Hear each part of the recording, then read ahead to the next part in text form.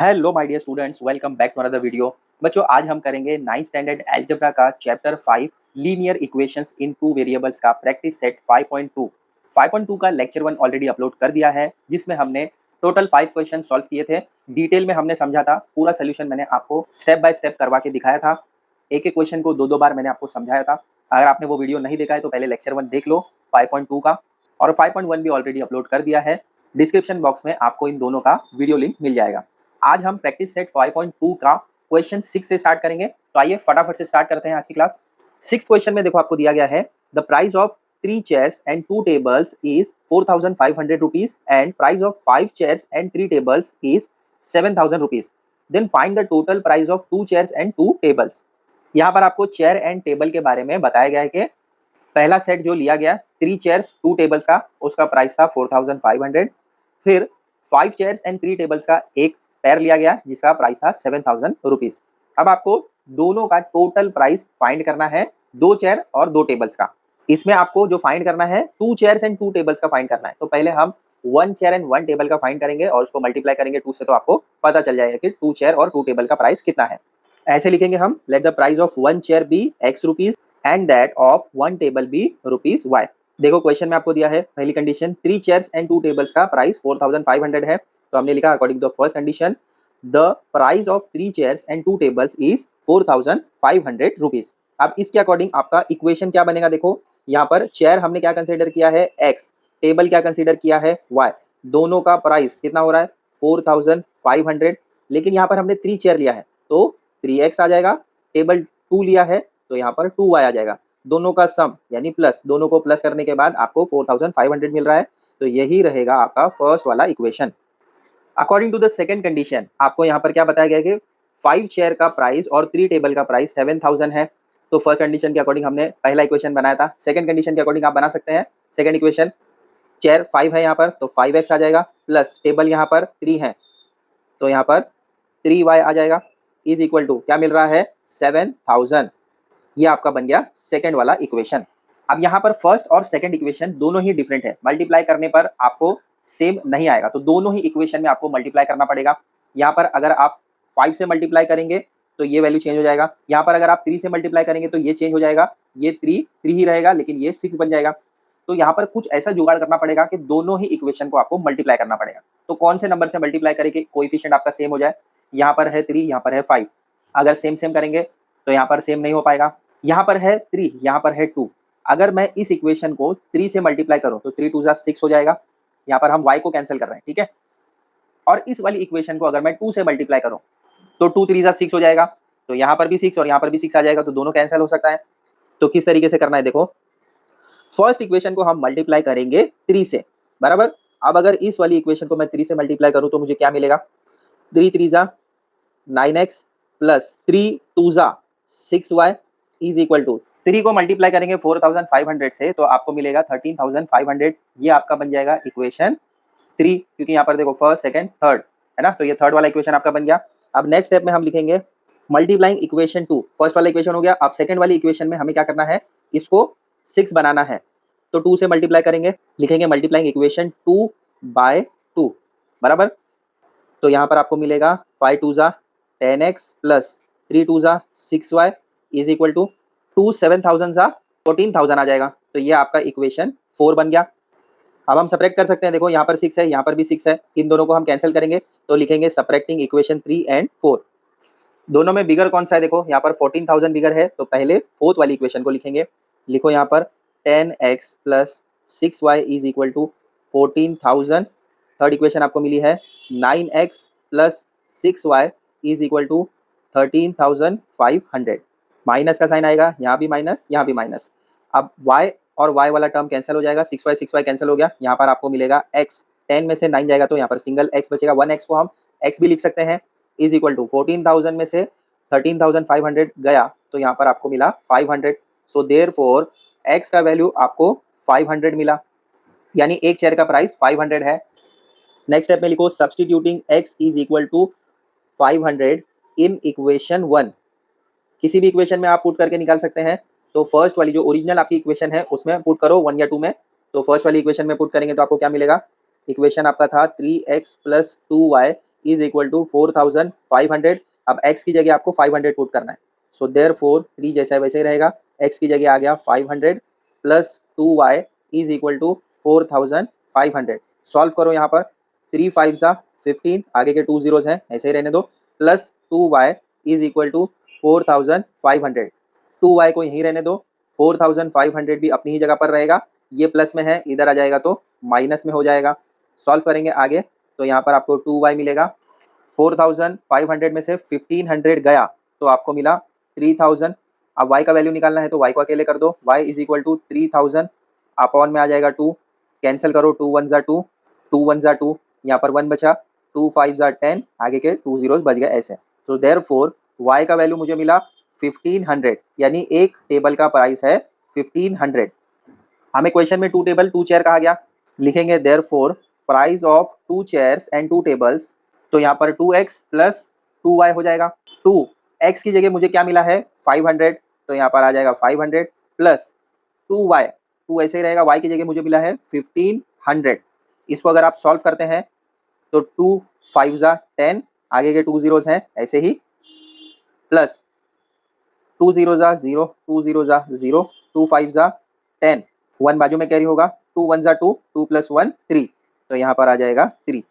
दोनों को सॉल्व करने के बाद आपको मिलेगा 4000, जो कि है रुपीज़ में। सो लास्ट में फाइनल आंसर लिखेंगे, therefore the price of 2 chairs and 2 tables is ₹4000। आया समझ में? 7 क्वेश्चन आपको दिया है, the sum of the digits in a 2 digit number is 9, the number obtained by interchanging the digits exceeds the original number by 27, find the 2 digit number. अब यहाँ पर 2 digit number क्या है आपको पता होगा, यूनिट 10 100 ये वाली जो प्लेसेस होती है, तो यहाँ पर आपको 2 डिजिट नंबर बताया जा रहा है। इसको पहले हम एक टेबल बना लेते हैं, उसके थ्रू समझाऊंगा तो आपको इजीली समझ आ जाएगा। तो ये इस तरीके का मैंने टेबल आपके लिए बना लिया। पहले क्या लिखा, let the digit in units place be x and the digit in tens place be y. तो अब यहाँ पर देखो यूनिट वाली प्लेस है, तो ओरिजिनल नंबर की जगह यहाँ पर मैं एक्स कंसिडर करता हूँ यूनिट वाली प्लेस पर, और 10 वाली प्लेस पर वाई कंसिडर करता हूँ। तो इसके अकॉर्डिंग यहाँ पर है y की जगह 10, तो यहाँ पर 10 आ जाएगा, 10y प्लस x सिंगल होता है ना यूनिट वाली प्लेस पर, कुछ नहीं होता है 1 होता है, तो यहाँ पर आ जाएगा सिर्फ x, 10y प्लस x इस तरीके से आ जाएगा। और इसको जब आप सम करेंगे तो y प्लस एक्स ऐसे आ जाएगा। जब आप डिजिट देखेंगे नंबर में आपको मिलेगा 10y प्लस एक्स, ठीक है। जब आप इंटरचेंज कर लेंगे तो इंटरचेंज करने का मतलब क्या, अदला बदली होता है। यहाँ पर y है तो y की जगह हो जाएगा x, यहाँ पर y हो जाएगा, ठीक है। इंटरचेंज, y की जगह x, x की जगह y। तो अब यहाँ पर इंटरचेंज करने के बाद क्या हो जाएगा, ये 10 वाली प्लेस पर आ गया 10x प्लस यूनिट वाली प्लेस पर आ गया y, तो यहाँ पर आ जाएगा y। अब जब आप इसको सम करेंगे तो कैसे आएगा, x प्लस y। इंटरचेंज करने के बाद आपको ये वाला मिलेगा और ओरिजिनल जो है वो ये रहेगा, यूनिट वाली प्लेस पर x, 10 वाली प्लेस पर y। तो आपका नंबर बनेगा 10y। यहाँ पर देखो y 10 वाली प्लेस पर है इसीलिए 10y, यूनिट वाली प्लेस पर x है सिंगल इसीलिए प्लस सिंगल x। सम करने पर y प्लस एक्स मिलेगा। यहाँ पर जब आप इंटरचेंज करेंगे तो y की जगह x आ जाएगा और x की जगह y आ जाएगा। आपका नंबर बनेगा 10x प्लस y और सम करने पर x प्लस y ऐसे आ जाएगा। अब फर्स्ट कंडीशन के according the sum of the digits in a 2 digit number is 9। 2 digit number यहाँ पर आपको क्या बताया गया, देखो यहाँ पर हमने क्या लिखा था, सम ऑफ द डिजिट्स, तो x plus Y is equal to 9, ये आपका फर्स्ट वाला कंडीशन रहेगा। दोनों को सम करने के बाद आपको 9 मिल रहा है, 2 डिजिट को सम करना, x प्लस वाई ले लो या y प्लस एक्स ले लो, दोनों में ही सिंगल सिंगल है, x यहाँ पर 1 y यहाँ पर 1। देखो यहाँ पर x प्लस वाई ले लो या y प्लस एक्स ले लो, आपको दोनों को सम करने के बाद 9 मिल रहा है। ये आपका फर्स्ट वाला कंडीशन है और उसके अकॉर्डिंग आपका ये इक्वेशन बनेगा। सेकंड कंडीशन के according number obtain by interchanging the digits exceeds the original number by 27। जब हमने इंटरचेंज किया तो हमें नंबर क्या मिला, 10x प्लस वाई बराबर यहाँ पर आ जाएगा 10x plus Y is equal to number obtain by interchanging the digits exceeds the original. Original क्या था, ये तो हमें इंटरचेंज करने के बाद मिला। ओरिजिनल, ओरिजिनल क्या है, ये है ओरिजिनल है 10y प्लस एक्स। कितना बड़ा, एक्सीड्स होना यानी बढ़ना, कितना बड़ा 27, बढ़ने का मतलब होता है प्लस। आया समझ में कैसे आया, देखो यहाँ पर फिर से एक बार समझते हैं। According to the second condition the number obtain by interchanging the digits, जो नंबर आपको मिल रहा है इंटरचेंज करने के बाद वो ये था, देखो number obtain by interchanging the digit आपको मिला 10x प्लस वाई, ये आपका इंटरचेंज करने के बाद नंबर मिला। तो वो ओरिजिनल नंबर से 27 बढ़ गया। ओरिजिनल नंबर हमारा था 10y प्लस एक्स, तो पहले ओरिजिनल नंबर लिखा, एग्जिट्स हुआ 27 से, एग्जिट होना यानी प्लस, तो प्लस 27 आ जाएगा। अब इसको रीअरेंज करो तो आपको सेकंड इक्वेशन मिलेगा। जितने भी x के टर्म और y के टर्म है उसको वन साइड ले लो। यहाँ पर 10x और यहाँ पर है x, तो ये जब इधर आ जाएगा तो माइनस में हो जाएगा।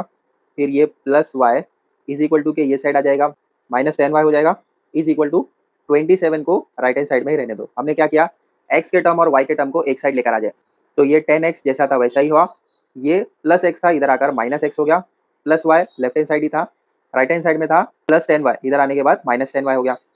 अब इसको यहाँ पर अगर आप माइनस करते हैं, 10 में से 1x जाएगा तो यहाँ पर आपको 9x मिलेगा, 10 में से 1y जाएगा तो यहाँ पर भी आपको 9y मिलेगा, प्लस माइनस माइनस का साइन आएगा, इज इक्वल टू 27। इस इक्वेशन को हम 9 से डिवाइड करेंगे तो आपका सेकंड इक्वेशन मिलेगा। देखो अगर डिवाइड होता है तो डिवाइड कर दो, यहाँ पर हम लिखेंगे डिवाइडिंग बोथ साइड्स बाय 9। यहाँ पर जब 9 से डिवाइड करेंगे तो x बचेगा, माइनस का साइन जैसे वैसे, यहाँ पर भी 9 से डिवाइड करेंगे तो सिंगल y बचेगा, इज इक्वल टू 9 त्रिजा होता है 27। तो यहाँ पर ये आपका बन गया इक्वेशन 2। इक्वेशन 1 एंड इक्वेशन 2 को ध्यान से देखो, यहाँ पर y है, यहाँ पर भी y है, दोनों ही कैंसिल हो सकते हैं, तो डायरेक्टली हम लिखेंगे एडिंग। ऐड क्यों करेंगे, क्योंकि यहाँ पर साइन डिफरेंट है, यहाँ पर प्लस है यहाँ पर माइनस है। एडिंग इक्वेशन 1 एंड 2, यहाँ पर आपको 2x मिलेगा, 1 प्लस 1 2, ये y कैंसिल हो जाएगा, यहाँ पर 9 प्लस 3 12 हो जाएगा, तो x का वैल्यू यहाँ पर आपको क्या मिलेगा, देखो 12/2, so therefore x is equal to 6। Next step में सब्स्टिट्यूट करेंगे x को इक्वेशन 1 में, तो लिखेंगे substituting x is equal to 6 in equation 1। Equation 1 आपका है x plus Y is equal to 9। अब x की जगह आ जाएगा 6 plus Y is equal to 9, वैसे ही रहेगा, y को सिंगल करो 9 भी यहीं रहेगा, ये प्लस 6 इधर जाएगा तो माइनस 6 हो जाएगा, सो देयरफॉर y का वैल्यू आपको मिलेगा 3। अब देखो जो x एंड y आपको मिला है, हमें इससे ओरिजिनल नंबर फाइंड करना है। तो ओरिजिनल नंबर हमारा क्या था, ओरिजिनल नंबर हमारा था 10y प्लस x, है ना। तो अब y और x की वैल्यू हमें मिल चुकी है, तो इसमें हम सब्स्टिट्यूट करेंगे x एंड y का वैल्यू और ओरिजिनल नंबर निकालेंगे। लिखेंगे therefore original number is equal to 10y plus x। Solve करो, 10 y की जगह आ जाएगा 3 प्लस x की जगह रहेगा 6। सॉल्व करेंगे, 10 3 जा 30 plus 6 which is equal to 36, और लास्ट में फाइनल आंसर लिखेंगे therefore the 2 digit number is 36। 8 question आपको दिया है, in triangle ABC the measure of angle A is equal to the sum of the measures of angle B and angle C। Also the ratio of measures of angle B and angle C is 4:5.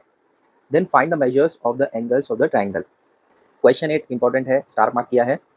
इसमें आपको बताया जा रहा है कि एक triangle है ABC का, जिसमें मेजर एंगल A जो है इक्वल है, किसके इक्वल है, measure angle B and C का, वो दोनों का सम यानी प्लस करने के बाद आपको A के इक्वल मिलेगा।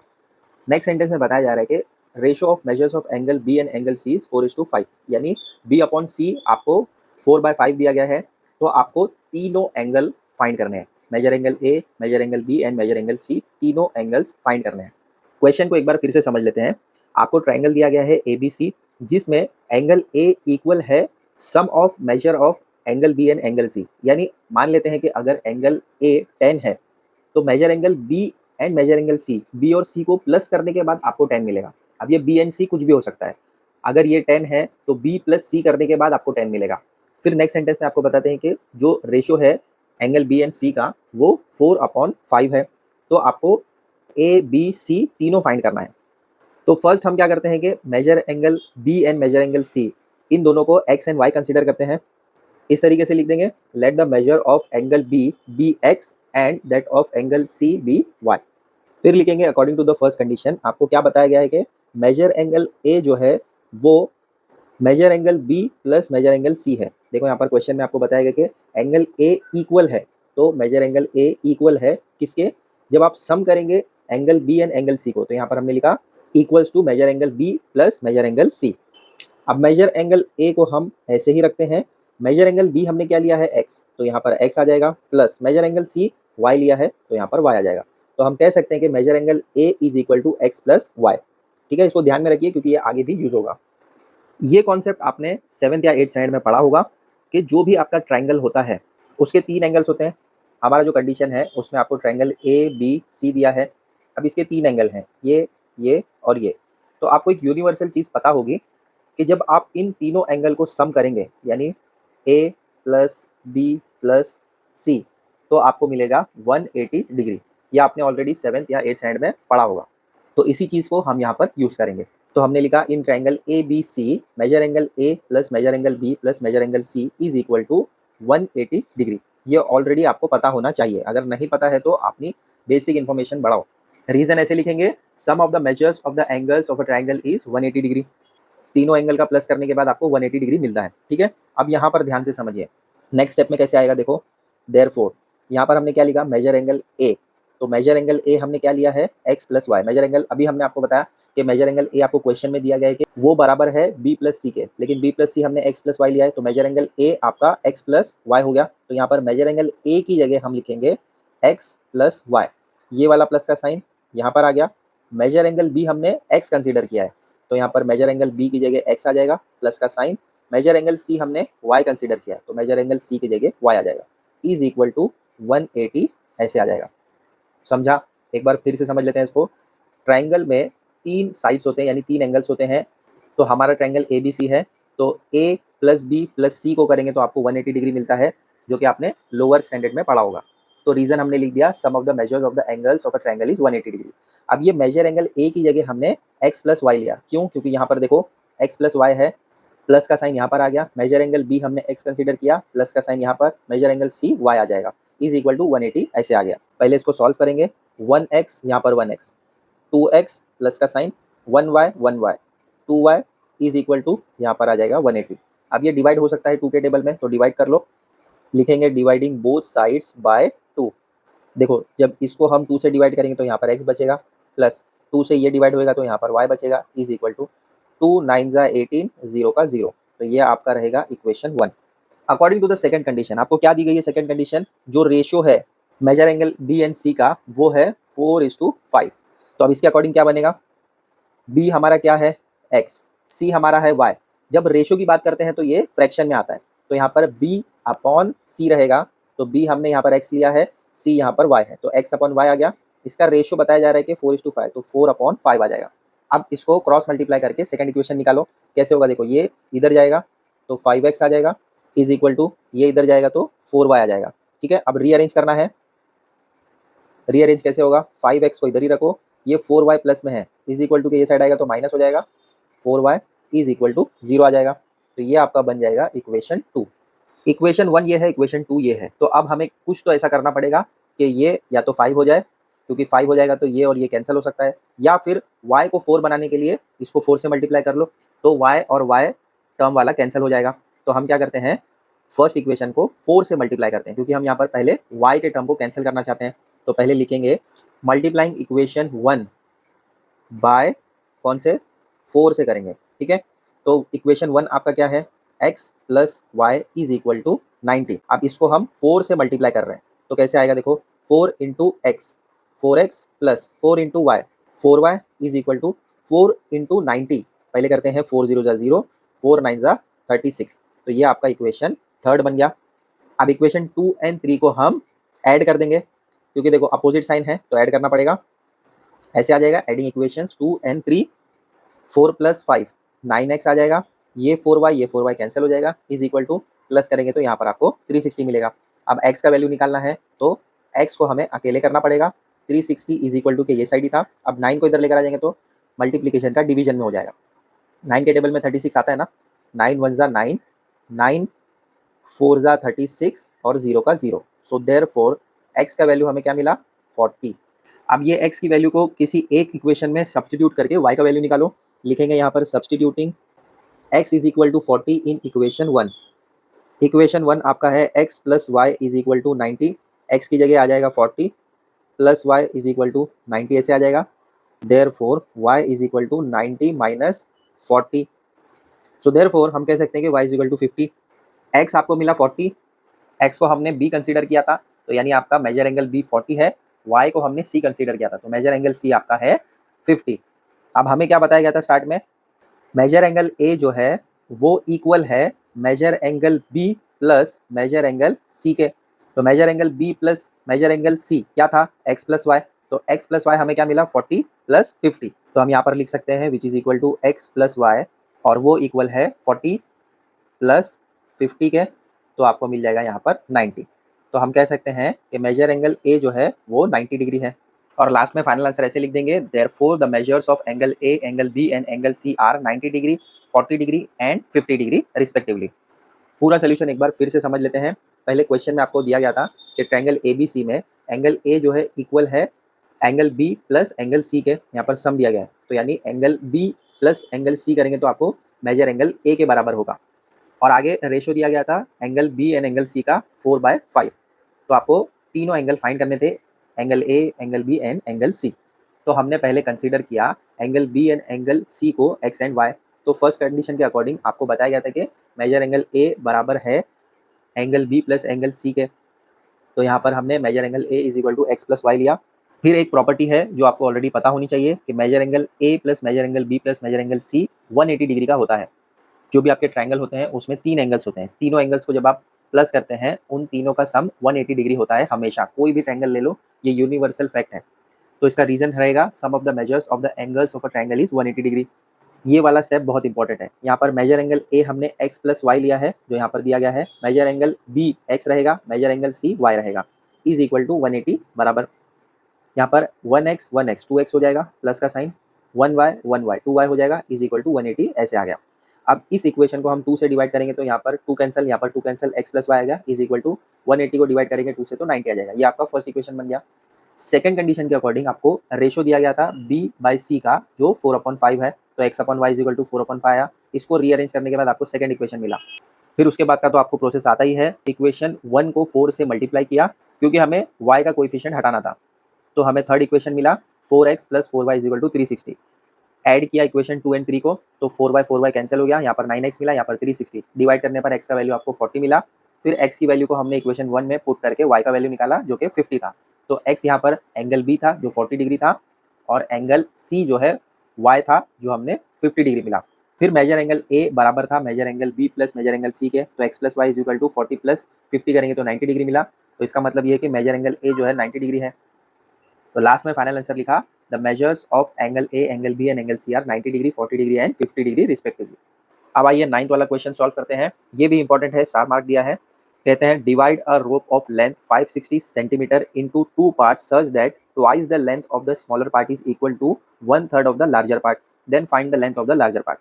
तो अब यहाँ पर आपको बताते हैं कि एक रोप है, तो वो रोप का लेंथ है टोटल 560 सेंटीमीटर, जिसको डिवाइड किया गया है 2 पार्ट्स में। ठीक है, एक पूरा लंबा रोप है जिसका टोटल लेंथ 560 सेंटीमीटर है, उसको डिवाइड करते हैं 2 पार्ट्स में। और किस तरीके से डिवाइड किया गया है, तो इस रोप में एक लार्जर पार्ट है और एक स्मॉलर पार्ट है, तो स्मॉलर पार्ट को अगर आप ट्वाइस 2 गुना लेंगे तो वो बराबर होगा 1/3 लार्जर पार्ट के। तो आपको इसमें लार्जर पार्ट फाइंड करना है। क्वेश्चन समझा? सबसे पहले हम क्या करते हैं सोल्यूशन में, स्मॉलर पार्ट और लार्जर पार्ट को x एंड y कंसीडर कर लेते हैं। तो ऐसे लिखेंगे, let the length of the smaller part of the rope be x centimetre and that of larger part be y centimetre. Smaller part को x centimetre, larger part को y centimetre हमने assume किया है। According to the first condition आपको दिया गया है कि टोटल लेंथ रोप का 560 सेंटीमीटर है।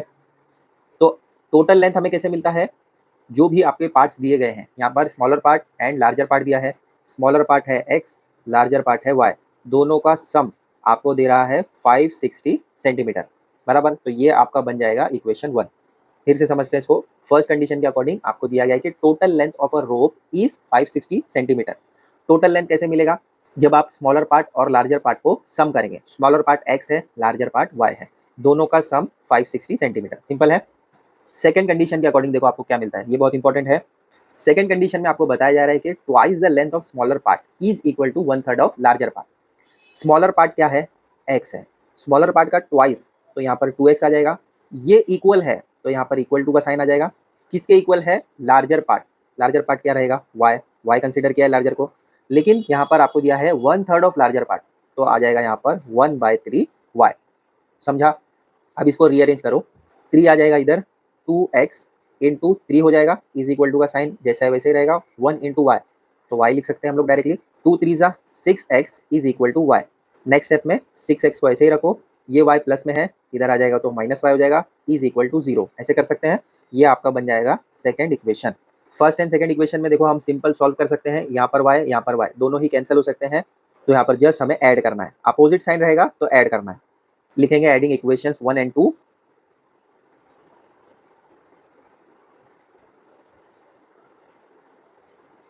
ऐसे आ जाएगा, मिडल में प्लस का साइन, y कैंसिल हो जाएगा, यहाँ पर क्या आएगा, प्लस करेंगे तो 7x इज इक्वल टू यहाँ पर आ जाएगा 560।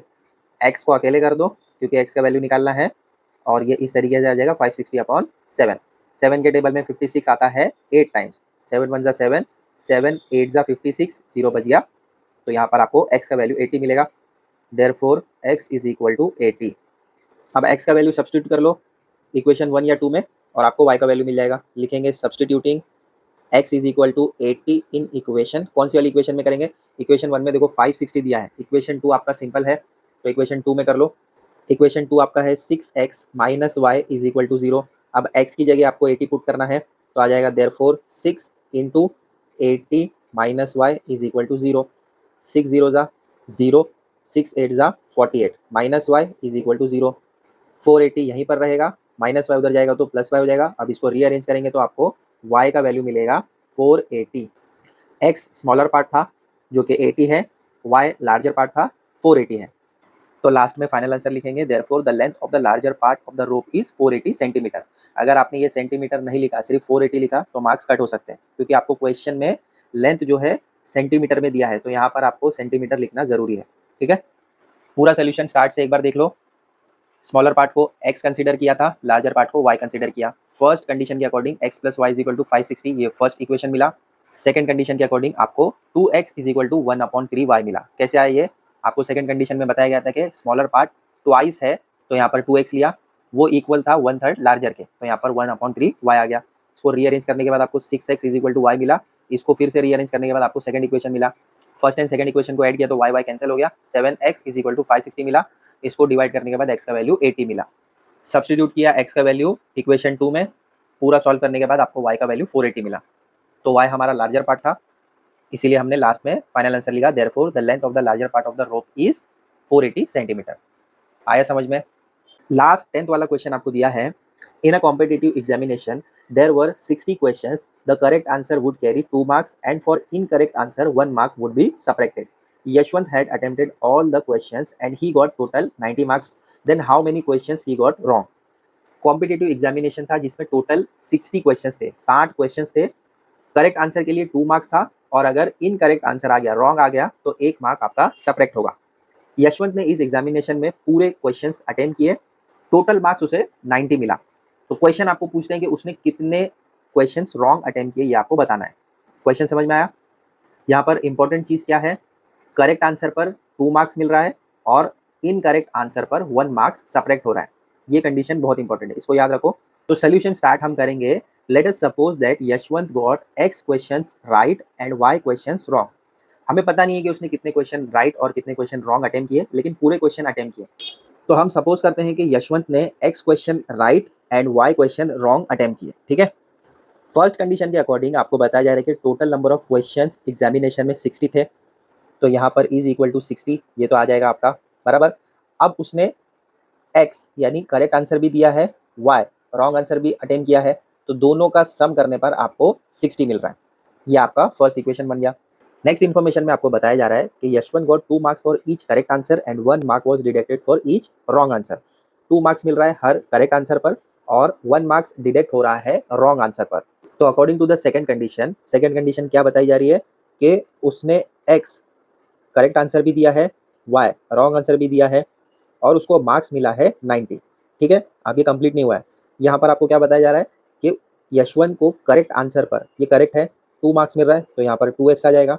1 मार्क डिडक्ट हो रहा है, डिडक्ट होना यानी माइनस होना, तो 1 मार्क डिडक्ट हो रहा है, इसीलिए यहाँ पर माइनस y, 1y भी लिख सकते हैं, सिर्फ y भी लिख सकते हैं। तो 1 मार्क डिडक्ट हो रहा है, डिडक्ट का मतलब हमने यहाँ पर रॉन्ग आंसर को y कंसीडर किया था, इसीलिए यहाँ पर y लिखा।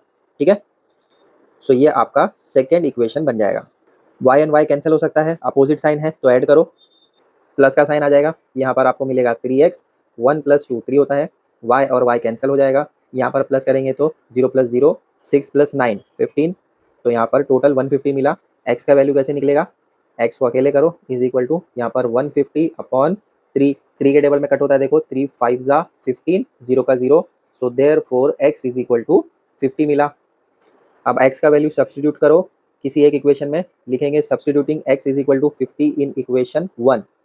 इक्वेशन 1 आपका है x plus Y is equal to 60, therefore x की जगह आ जाएगा 50 plus Y is equal to 60, y अकेले रहेगा 60 जैसा है वैसे ही, ये 50 को इधर भेजेंगे तो माइनस 50 हो जाएगा, सो देयरफॉर y का वैल्यू आपको क्या मिलेगा 10। y हमने क्या कंसीडर किया था, रॉन्ग आंसर, तो हम कह सकते हैं therefore Yashwant got 10 questions wrong. यहाँ पर आपका प्रैक्टिस सेट 5.2 कंप्लीट होता है। ऐसे ही और इजी सोल्यूशन वाले वीडियोस के लिए चैनल को सब्सक्राइब कर लो। मिलते हैं बच्चों अगले वीडियो में एक नए टॉपिक के साथ। Till then take care, bye.